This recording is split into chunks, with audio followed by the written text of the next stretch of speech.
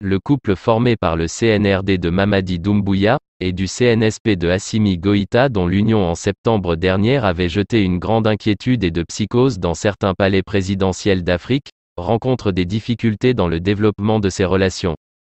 L'enthousiasme des premières heures est retombé peu à peu car soutenus tous les deux par des intérêts divergents et opposés, ils se réveillent subitement devant un constat qui constituerait un frein à leur volonté affichée de faire front commun pour survivre. Alors dans ce contexte, on redescend lentement des nuages. Les suspicions s'installent et la méfiance prend place entre les deux hommes. Le colonel Mamadi Doumbouya, l'unique soutien public de Assimi Goïta depuis les sanctions de la CEDEAO, est devenu source d'inquiétude pour Bamako. L'agacement a pris une nouvelle tournure ces derniers jours. Une rumeur a laissé entendre que la France et le CNRD travailleraient sur l'installation d'une base militaire française en Guinée. En tenant compte des bases au Sénégal, en Côte d'Ivoire, au Niger, et au Burkina Faso avec l'opération Sabre des forces spéciales, si par ailleurs le rapprochement entre Paris et Conakry se traduisait sur le terrain par des opérations militaires conjointes avec les forces Barkhane que le Mali a expulsées sans ménagement, il va sans dire que l'amitié entre Goïta et Doumbouya serait bientôt un lointain merveilleux souvenir. Notamment parce que Assimi Goïta est persuadé que la France est sortie du territoire malien pour mieux l'encercler.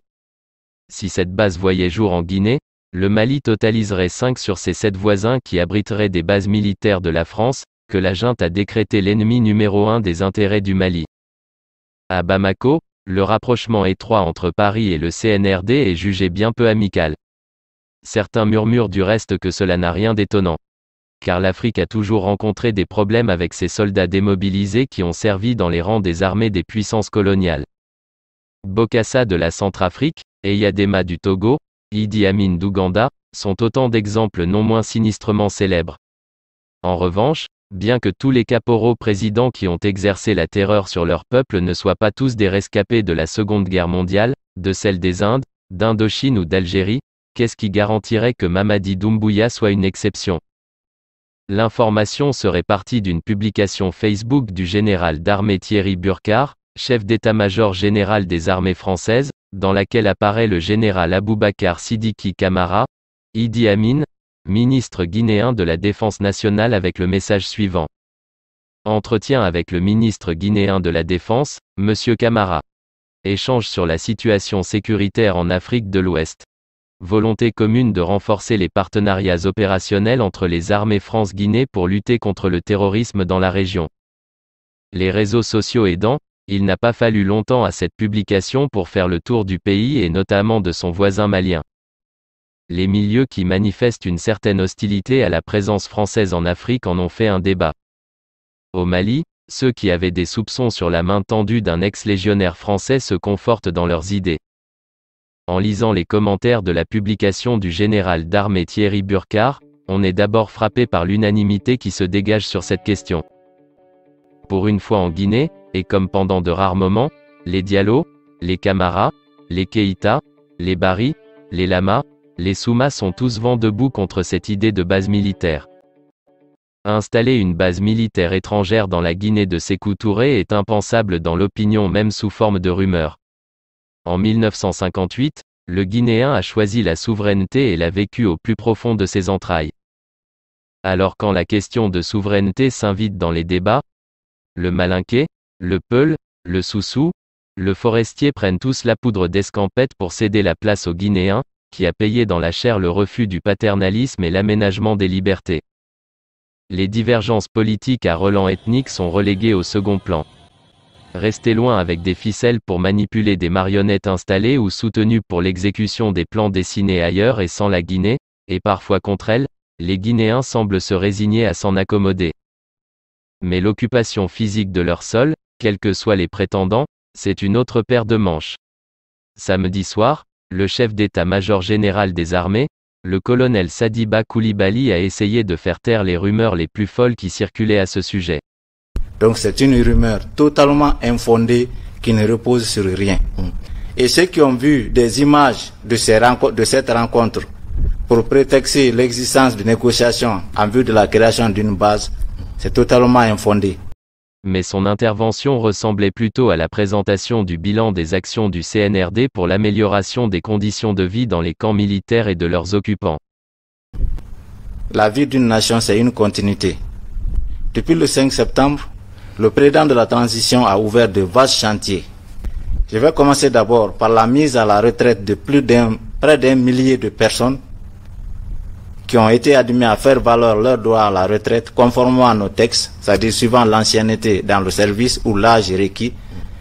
Mais la particularité, c'est que ces retraites ont été faites dans l'honneur et dans la reconnaissance de tous les efforts qui sont fournis pour la défense de ce pays.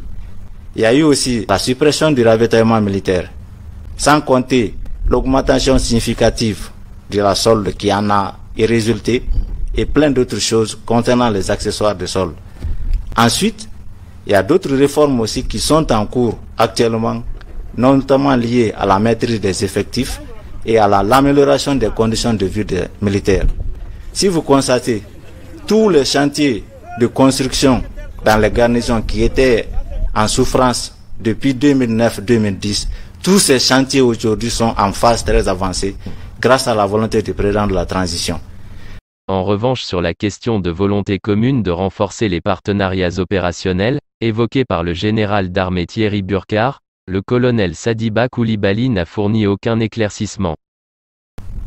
Il s'agit d'une simple publication du chef d'état-major général des armées françaises qui, à l'issue de la rencontre avec, comme il a fait d'ailleurs avec plusieurs autres délégations, il a voulu juste partager ça. Cela ne signifie en rien, en aucune façon, une quelconque volonté d'implantation ou de création d'une base étrangère sur le territoire de la Guinée. Pourquoi évoquer l'existence de la publication Facebook, mais aucun mot sur son contenu? Pourquoi ne pas donner plus d'explications sur cette volonté de renforcer les partenariats opérationnels? Pourquoi le départ du ministre de la Défense nationale pour un tel engagement de la nation n'a pas été rendu public? Les moindres déplacements de certains ministres sont annoncés avec tambour et trompette sur des sujets sans grands intérêts pour la réussite de la transition. Pourquoi cette exception pour le déplacement du véritable numéro 2 du CNRD, et de surcroît l'homme qui détient la poudre et les canons, parti prendre des engagements avec une armée que Assimi Goïta a reconduit hors de ses frontières? Quel avenir attend les relations de Bamako et son sauveur inespéré? Est-ce que ce type d'engagement est du ressort d'un pouvoir pris par la force, exercé par la force et sans partage ni association réelle des forces vives? Est-ce qu'il y aurait un tel projet après la transition? On ne sait pas. Par contre, on sait une chose, qu'on a trop de questions sans réponse. En visite à Kindia, le colonel Mamadi Doumbouya, embarrassé par ce dossier, a renouvelé publiquement le soutien de la Guinée au Mali, pour éteindre la suspicion grandissante d'un double jeu.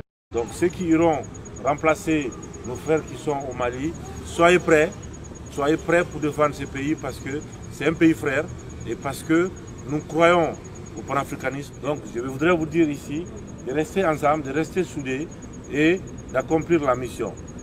De retour de sa dite invitation par les autorités françaises au Salon international Eurostory 2022, le général Idi Amin a tenté de rassurer Bamako en se prêtant aux questions-réponses sur ce fameux voyage.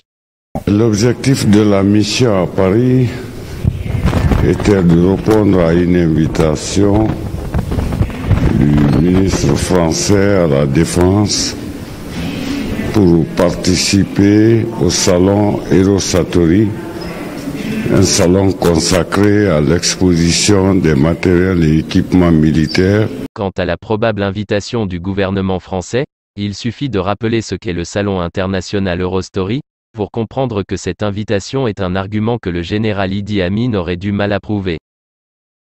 Puisque Eurostory, ou Semaine internationale de la défense et la sécurité, est organisée par le COGES, Commissariat général des expositions et salons, filiale du GICAT, Groupement des industries françaises de défense et de sécurité et non terrestre et aéroterrestre.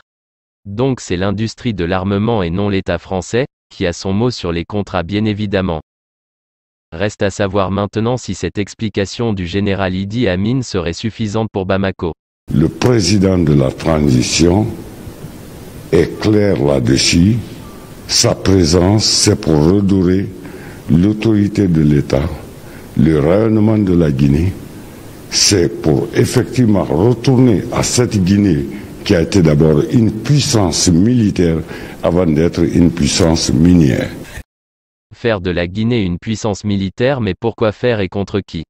Avec les gourdins et coutelas qu'on leur vante à prix d'or pour maintenir les peuples au respect.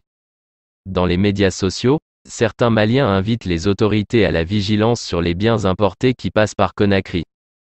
Assimi Goïta face à Mamadi Doumbouya, ressemble désormais à la Russie face à la France. Que Dieu protège la région. Mais le risque est là. Au peuple d'être exigeant des pouvoirs. Wassalam.